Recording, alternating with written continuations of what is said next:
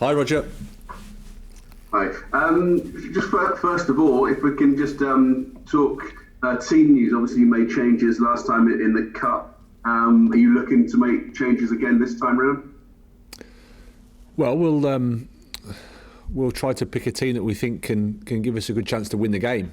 That's what we'll do. We want to try and win the game. We're trying to go through, and we've got I think that last week demonstrated that we've got a group of players that all are ready to play and want to play. So we have to just pick the right team for us for the match against Blackpool. Jason Steele came in. Was quite a prominent figure last time round. Does he get a chance again in the Cup? No, he's still feeling poorly, so I don't think he'll be ready for the game. So it'll be Rob or Christian we'll have with us probably for the game. So we'll make a decision on that as we go towards the game. And he described last time round as traumatic because it was quite an eventful occasion. Are you hoping for, expecting something a little less traumatic this time round? I'm expecting an equally difficult game. We went to Newport with the respect of what they've done in the previous competitions and how well Mike's done, and we have the same respect for Neil Critchley and Blackpool, and they've earned the right to be here. I think they earned the right well. They've got a really good, clear idea of how they're playing. I'm really impressed with what I've seen. They earned their right to come through, like I said. Wasn't luck. They use their front players really well, but they can also build up. They're a well-coached team, so exactly the same as the game before. The respect I have and we have for the teams in the lower leagues and the football pyramid is very, very high. So you're expecting a difficult game. In terms of timing, is it an inconvenient one having got a win in the league after going a while without getting a win in the league? Would you like to be straight back in, get back-to-back Premier League wins and really keep that momentum going? No, the calendar is what it is, and we can't control that. We're obviously happy with the week that we had in terms of going through the FA Cup and a good performance against Manchester City, and then to beat Leeds was obviously positive for us. And now we want to carry on. That's where it is. We need to start again in the game against Blackpool. We need to earn that right, but that's the challenge for us. That's what we want to do. Tariq Lamptey, I don't think we've spoken to. I'm not sure we have since he signed his new deal. What was the thinking behind that? Because I know, or there's certainly reports that he's been attracting interest from elsewhere. Tying him down. No, I think it's good news. Good news for the club. Good news for Tariq. It means that his short, medium, long-term future is with us, and he can just focus on actually what the most important thing for him is firstly getting fit, and then to play more games in the Premier League. He's not played that much, so we need to help him get more games and carry on the development that he's shown since he's been here. But obviously, everybody's delighted at the club. Tariq obviously staying. Bernardo's gone out on loan. What was the thinking behind that? And it is a loan, but is that perhaps the end of Bernardo's time at Brighton, or is there a chance he'll come back?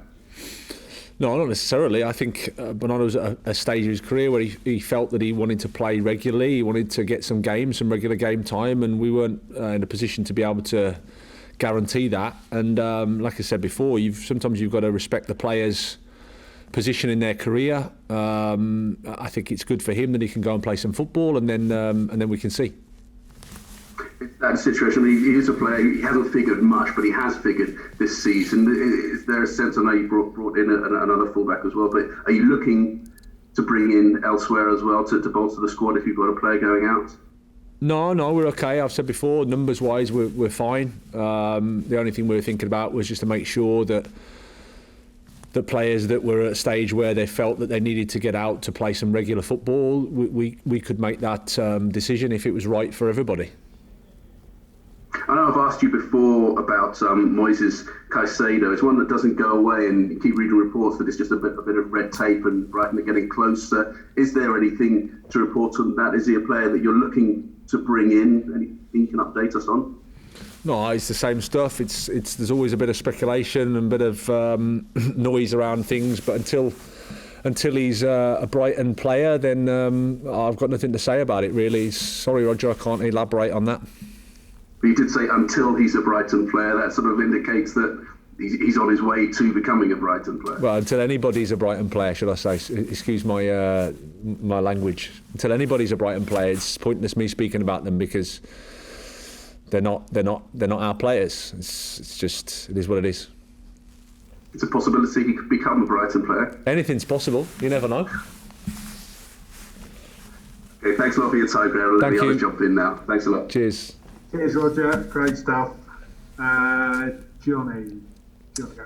Hi, Graham. Yeah, sorry to do the usual, but in terms of the injury list, Lamptey, Lallana, Welbeck, Connolly, what's the latest?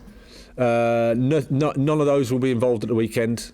Making progress. Aaron's making progress. He'll probably be training with the group either tomorrow or I'm expecting tomorrow, but again too soon for him for the weekend. Adam's feeling a lot better. He's been feeling poorly, so he's feeling a lot better, but we'll probably need some training time before he's considered for the games. And Danny is making progress, a little bit slower than what we thought, but still making progress. And you're looking more a couple of weeks maybe for him, similar for Tariq. Apart from that, Ali, again, a couple of weeks, I think. Yeah, okay. You have brought in a couple of players. Obviously, Percy Tau's come in, Jakub Moda, Mikhail Karbovnik, if I pronounced that right. What's it like? What's your strategies in terms of incorporating new players into the squad? I mean, it must be particularly difficult, bearing in mind the current situation. Yeah, it's in some ways it's the worst time because the world is set up to not connect and not to build relationships. So they have to do it on the pitch in socially distanced manner.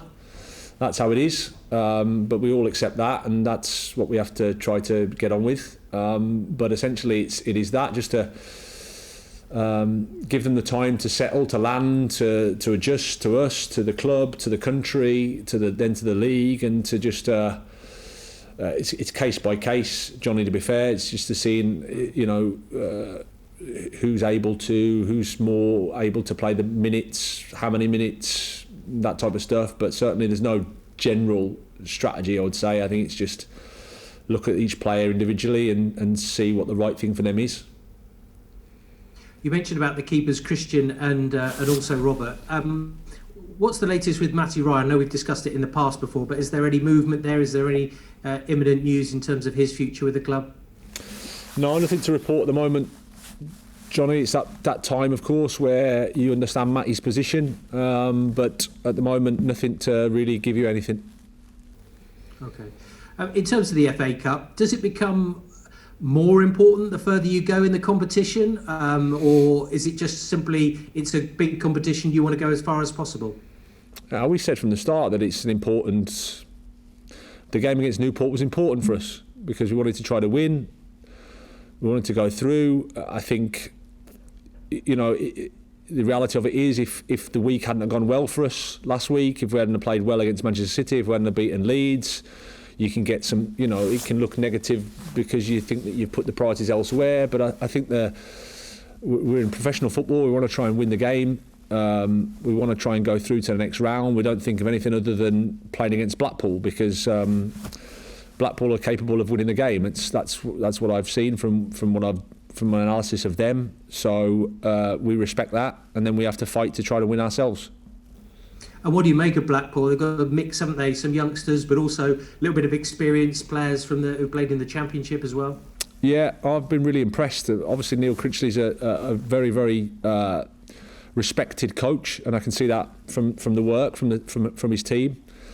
I think they mix it well, attacking. They've got a real clear idea of what they're trying to do. They can play into the strikers, like you say, but can also play through the thirds. Well organised in terms of their offensive game, but also defensively. The shape is really, really good.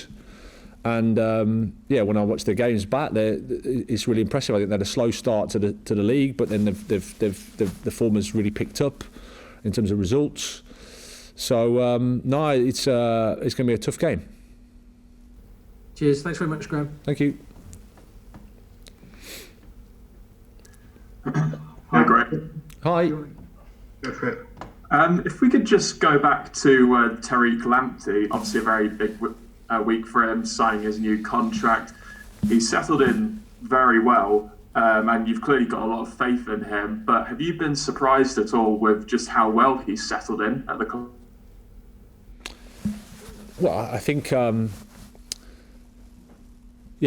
he first came, you never know. I think we'd be lying if we said that we're going to say, he's going to come into the Premier League and have the impact that he's had. But you're also aware of the attributes that he did have, and then it's just a case of you need a bit of luck, and I think you need to try to be able to, in a situation where you're using his attributes as much as you can. I think we managed to do that, understand him better. But then it's down to him and his qualities and how he's settled in with his team and his teammates. He's still got a lot to do, but that's the exciting bit. And you've spoken about he's got a lot to do and you want him to reach his full potential. What more does he need to do to achieve that, in your eyes? Well, he has to.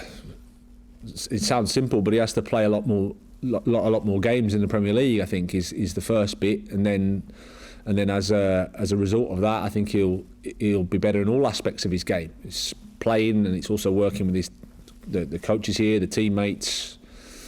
But I think if you speak to Tariq, I think he'll say that he's got every area of his game he can improve, and that's not to say that he's not doing really, really well. It's just that's a normal case, and I think he has got that mentality that he wants to improve, that he wants to get better.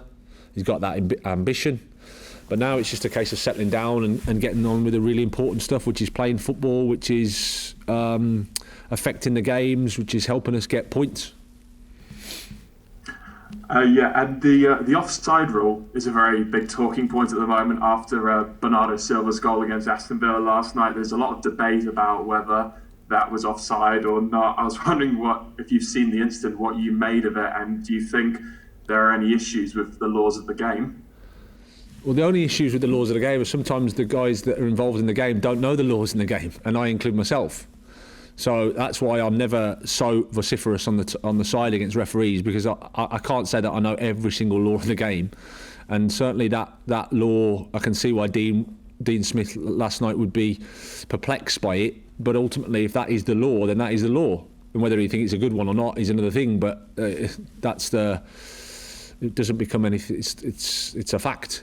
It was offside, but again, I have sympathy for Dean in terms of it didn't feel that it was an offside. I can see where he's coming from.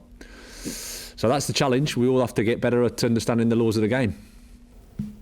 And just finally from me, obviously it's been mentioned how you've done a fair amount of business. Are you happy with the amount you've done this month so far, or are there a few more in the pipeline that you're hoping to do before the deadline?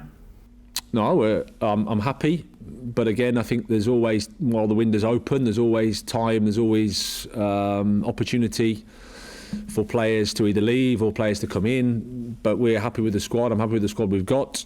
But always open to adapt and be flexible, because that's how the market is sometimes, and you have to be in a position to react if you need to.